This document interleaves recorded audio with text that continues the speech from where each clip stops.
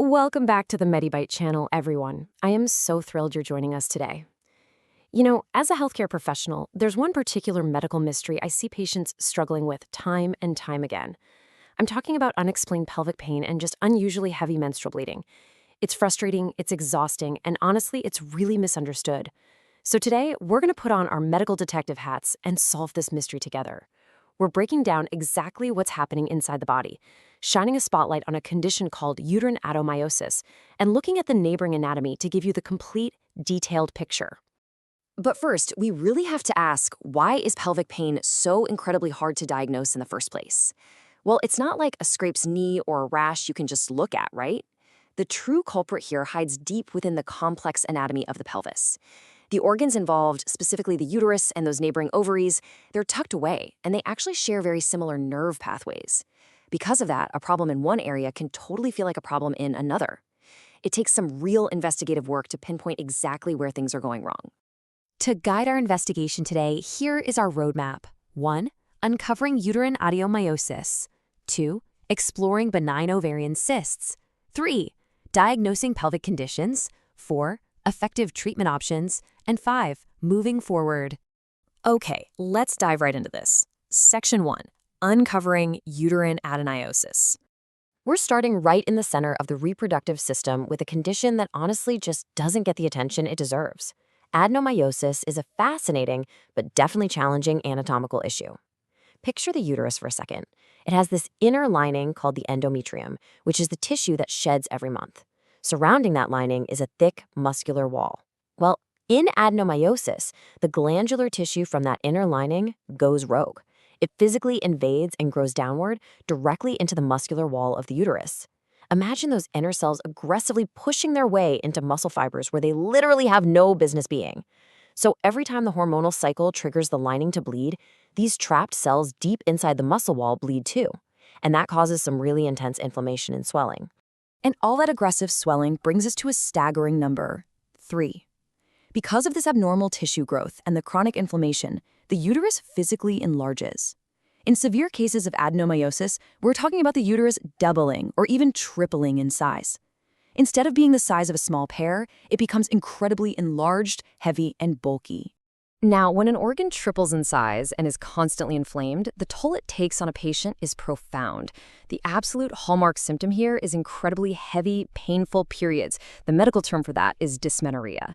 But it goes way beyond just period pain. Since the uterus is so bulky now, it physically presses against its neighbors. You get this constant nagging pressure on the bladder in the front and the rectum in the back. Patients describe vague, chronic pelvic pain, and sometimes sexual activity becomes painful too. Plus, that extremely heavy bleeding month after month, that can easily lead to a dangerous drop in red blood cells, causing anemia, which just leaves you feeling completely wiped out and fatigued. Let's move to and see how this builds in Section 2. Exploring benign ovarian cysts.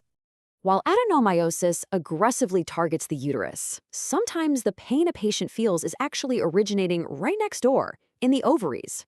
Ovaries are super dynamic. Every single month, they form these fluid-filled cavities called follicles to release an egg.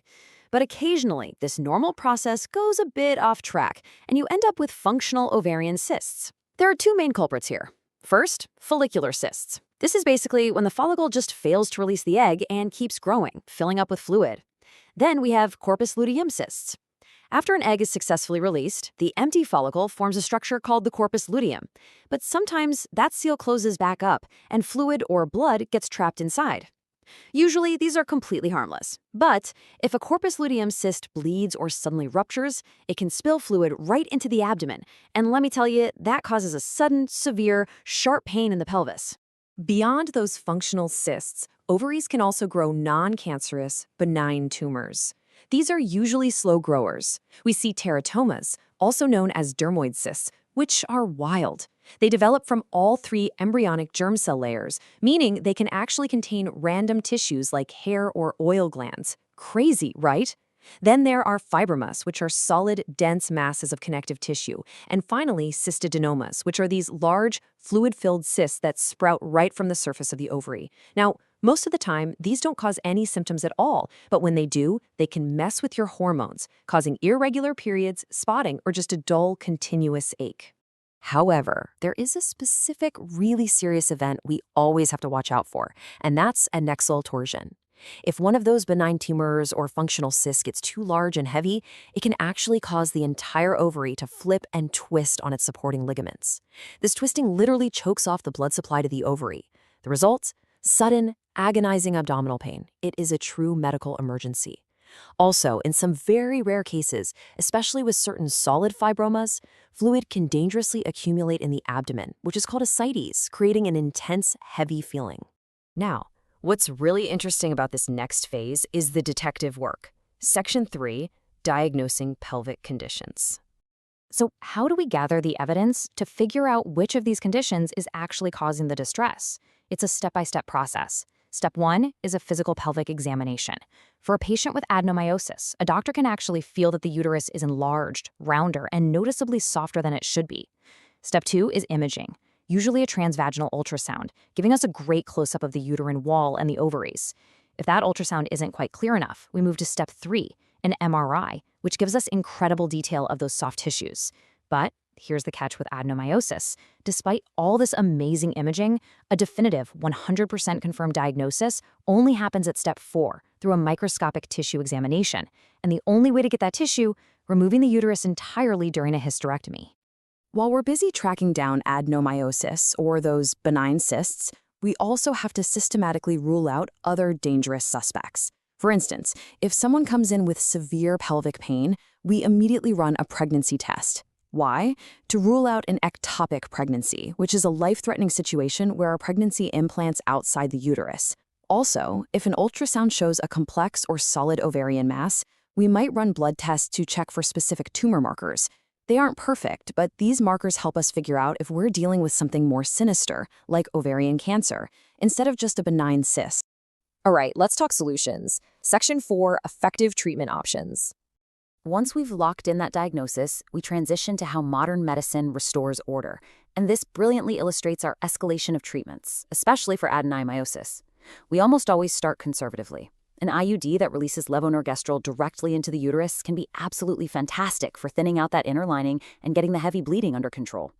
Standard birth control pills are sometimes tried too, but frankly, they often just aren't strong enough for adenomyosis. Analgesics, your standard painkillers, they definitely help manage the pain, but they don't stop the disease itself. When symptoms are severe and just wrecking a patient's quality of life, a hysterectomy becomes the ultimate treatment. By completely removing the uterus, the adenomyosis is gone for good. It's a definitive 100% effective cure. But what if our culprit is an ovarian tumor that needs to come out? We generally look at two surgical approaches. Laparoscopy is our go-to minimally invasive route. Using tiny little incisions and a camera, surgeons can often remove the cyst, and the patient goes home the very same day. It's pretty amazing. However, if that mass is exceptionally large, or if things get complicated, a laparotomy might be the safer bet. That involves a larger abdominal incision, and it usually means an overnight hospital stay just to keep a closer eye on things. Now, during those ovarian surgeries, the surgeon's goal is almost always preservation. A cystectomy means carefully peeling just the cyst away while leaving all the healthy ovarian tissue intact. That is the ideal scenario. But sometimes, an oophorectomy, which is the complete removal of the affected ovary, is just absolutely necessary. We see this if a solid tumor, like a fibroma, can't be safely separated, if the cyst is just massively overgrown, or very frequently, if this is happening in a postmenopausal woman where the overall risk profile has shifted. So, the crucial point is, well, that brings us to Section 5, moving forward.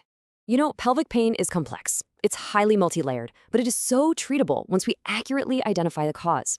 I always remind my patients, so many ovarian cysts are completely functional. They show up, they don't cause any trouble, and they naturally disappear without a trace. But when structural abnormalities hit, like those heavy benign tumors or that aggressive muscular invasion we see in uterine adenomyosis, they create a huge physical burden. They cause immense pressure, severe bleeding, and the kind of debilitating pain that drastically interrupts your life. And here's the bottom line. You should never have to just live with unexplained pelvic pain or periods that knock you off your feet. Your pain is real. And as we've seen in this explainer, there is a very real anatomical explanation for it, whether it's hiding in the muscle of the uterus or sitting on an ovary. Advocate fiercely for your health, track those symptoms, and demand a clear diagnosis from your healthcare provider. Thank you so much for joining me on this medical deep dive today. If you found this explainer helpful, please hit that like button, share it with anyone who might benefit from understanding their body better, and definitely subscribe to the MediByte channel for more deep dives into the fascinating world of medicine. Stay informed and stay healthy.